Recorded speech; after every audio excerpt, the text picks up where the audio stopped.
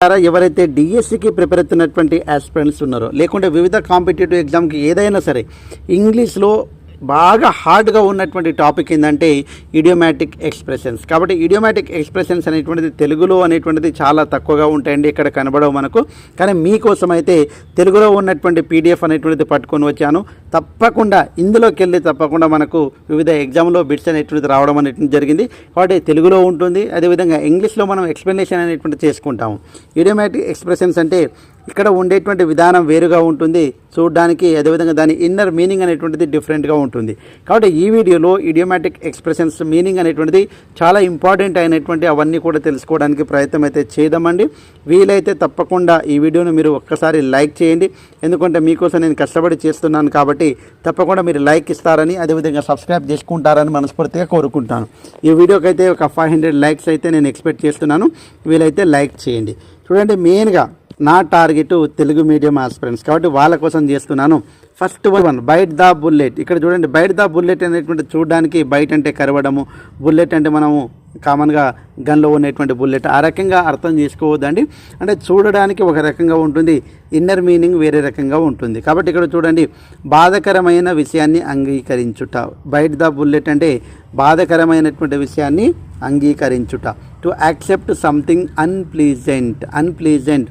Pleasant అంటే సంతోషకరమైన, అన్ప్లీజెంట్ అంటే ఏంటండి బాధకరమైనటువంటి విషయాన్ని మనం అంగీకరించడము, యాక్సెప్ట్ చేయడము.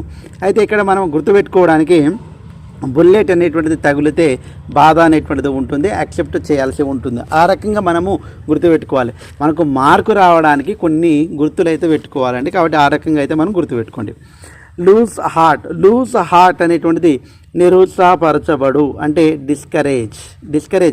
లూజ్ హార్ట్ అంటే నా హార్ట్ పోయింది అంటాం. పోయింది అంటే ఏంది, ఎక్కడనో పోయిందని కాదు, హార్ట్ పోయింది మీన్స్ ఇక్కడ డిస్కరేజ్ అంటే నిరుత్సాహపరచు. అంటే ఇలాంటి బిట్స్ అనేటువంటిది ఎగ్జామ్లో వస్తే మనం కనీసం దానికి ఆన్సర్ అనేటువంటిది చేసే విధంగా ఉండాలండి. కాబట్టి దానికోసము లూజ్ హార్ట్ అనేటువంటిది గుర్తుపెట్టుకోవాలి. Next, let the cats out of the bag. ఇక్కడ చూడండి, రహస్యాన్ని బయట పెట్టు అంటే రివెల్ ఏ సీక్రెట్. అంటే సీక్రెట్ రహస్యం ఏదన్నా ఉంటే దానికి బయటికి చెప్పడానికి మనం ఏమంటామంటే let the cat out of the bag. కాబట్టి ఇక్కడ రహస్యాన్ని బయట పెట్టేదానికి మనం ఇక్కడ ఏం చెప్తామండి అంటే let the cat out of the bag అనేటువంటిది చెప్పడం అనేటువంటిది జరుగుతుంది. ఏదన్నా సీక్రెట్ ఉందనుకోండి, ఆ సీక్రెట్ విషయాన్ని మనం ఏం చేస్తాము, బయట చెప్పేస్తాం అన్నట్టు. తర్వాత 4th వన్ ఇంపార్టెంట్ అండి, రైట్ 6s and 7s. అయోమయ స్థితి, ఏ స్టేట్ ఆఫ్ కన్ఫ్యూజన్ అంటే మనకి ఏం చేయలేనటువంటి స్థితిలో అసలు ఏంది, డిఎస్సి ఎగ్జామ్ పోస్ట్పోన్ అవుతుందా లేదా, లేకుంటే టెట్ ఎగ్జామ్ అనేటువంటిది పోస్ట్పోన్ అవుతుందా లేదా, అంటే గ్రూప్స్ ఎగ్జామ్ పోస్ట్పోన్ అవుతుందా లేదా, అయోమయమైనటువంటి స్థితిలో ఉంటాము. అసలు నేను దేనికి ప్రిపేర్ కావాలి, ఇలా అయోమయమైనటువంటి స్థితిలో ఉంటే at 6s and 7s అనేటువంటిది గుర్తుపెట్టా. ఒక రకంగా గుర్తుపెట్టుకోవడానికి ఏంటంటే నేను 6th మరి 7th ఏది చదవాలి అని అయోమయంగా ఉండడం అనేటువంటిది గుర్తుపెట్టుకోవాలి. అంటే మీనింగ్ ఇది కాదండి, మీనింగ్ డిఫరెంట్ అయోమయ స్థితి. కానీ గుర్తుపెట్టుకోవడానికి కొన్ని కొండ గుర్తులు నేను చెప్తున్నాను, వాటిని గుర్తుపెట్టుకోవడానికి ప్రయత్నం అయితే చేయండి. నెక్స్ట్, గ్రేస్ వన్స్ పామ్ అంటే ఏంటండి, అరచేయి.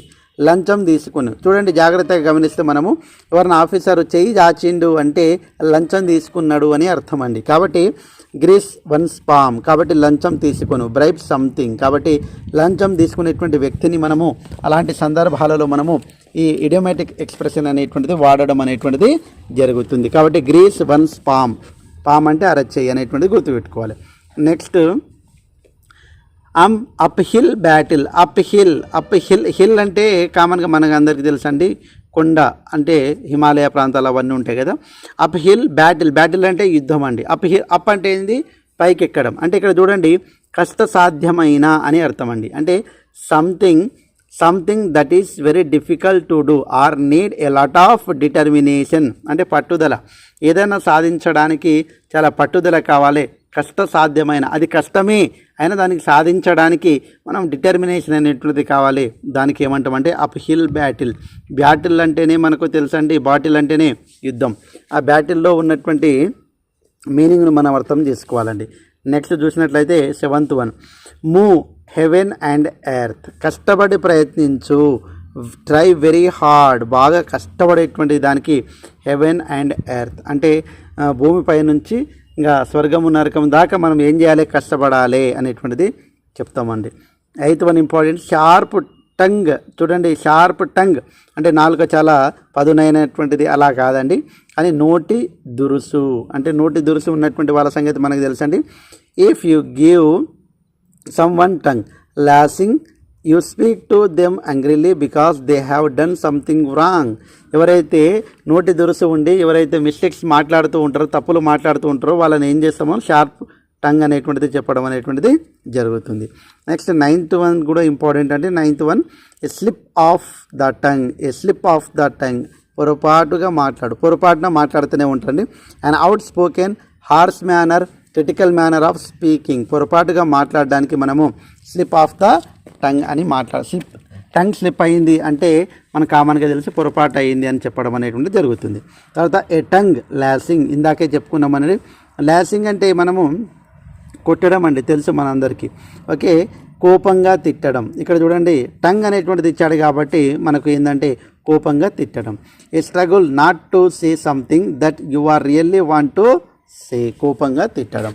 నెక్స్ట్ బైట్ వన్స్ టంగ్, చెప్పదలిచింది చెప్పలేకపోవడం. ఏమైతే చెప్పదలుచుకున్నావో అవి చెప్పలేకపోవడానికి మనము బైట్ వన్స్ టంగ్ అని చెప్పడం అనేటువంటిది జరుగుతుంది.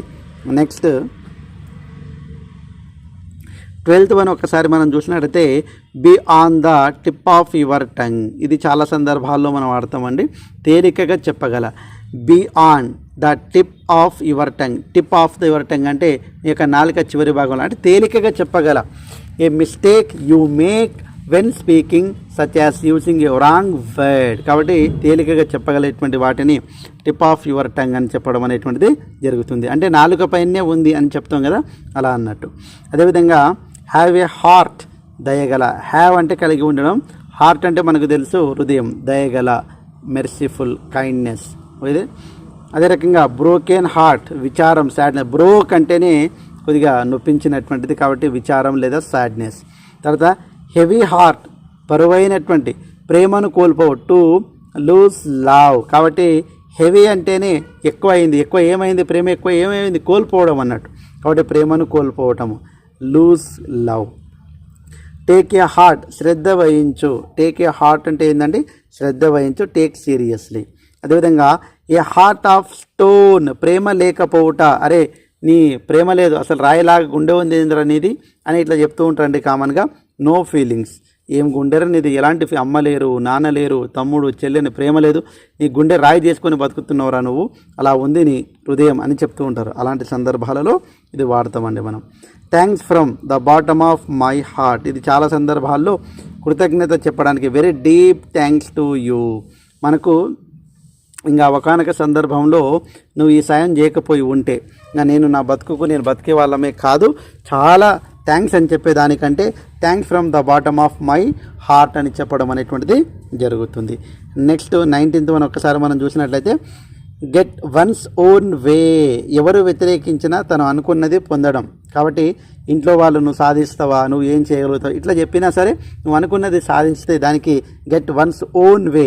ఓన్ వే, వన్స్ అంటే మన యొక్క, అదేవిధంగా వే అంటే మార్గం అన్నట్టు. కాబట్టి get what one wants even when somebody tries to opposite it. వేరే వాళ్ళు వ్యతిరేకించిన మన పని మనం చేయడం. అదేవిధంగా 20 చూసినట్లయితే ఇది ఫర్ ఏజెస్ ఇంపార్టెంట్ అండి. ఇది ఫర్ ఏజెస్ అంటే ఫర్ ఏ లాంగ్ టైం, సుదీర్ఘకాలంగా. He had been waiting for ages for his promotions కోసము సుదీర్ఘకాలంగా వెయిట్ చేస్తూ ఉన్నారు అని చెప్పే సందర్భాలలో మనము ఫర్ ఏజెస్ అనేటువంటిది సుదీర్ఘకాలంగా వెయిటింగ్ అన్నట్టు, లాంగ్ టైం వెయిటింగ్ అని చెప్తాము. ఈ రకంగా మనం వాడడం అనేటువంటిది జరుగుతుంది. సో ఈ యొక్క ఇడియోమాటిక్ ఎక్స్ప్రెషన్స్ అనేటువంటిది తెలుగులో ఉన్నాయి కాబట్టి ఈజీగా మనకు ఐడెంటిఫై చేయడానికి అవసరం అండి. ఇవన్నీ కూడా ఇంపార్టెంట్. ఇలాంటి వీడియోస్ మీకు కావాలంటే తప్పకుండా లైక్ చేయండి. ఈ వీడియో మీకు ఉపయోగకరంగా ఉంటే తప్పకుండా ఏం చేయాలి, కామెంట్ చేయాలండి. ఏం చేయాలండి, కామెంట్. సో ఎలాంటి మీ నుంచి నేను ఆశించేది ఒకటి ఏంటండి, లైక్ మాత్రమే. వీడియోకి ఎక్కువ లైక్ వస్తే తప్పకుండా ఎక్కువ మందికి స్ప్రెడ్ అవుతుంది, తప్పకుండా ఎక్కువ మంది కావాలనుకుంటున్నారు అనేటువంటిది నాకు విషయం తెలిస్తే తప్పకుండా మరికొన్ని వీడియోస్ అయితే మీకు చేయడానికి ప్రయత్నం చేస్తాను. Thanks for watching. అండ్ మీరు తప్పకుండా ఈ వీడియో యూస్ఫుల్గా ఉంటే తప్పకుండా యూస్ఫుల్ వీడియో అని కామెంట్ చేస్తారని మనస్ఫూర్తిగా కోరుకుంటూ ముగిస్తున్నాను. జై హింద్. Thanks for watching. All the best. Bye. See you.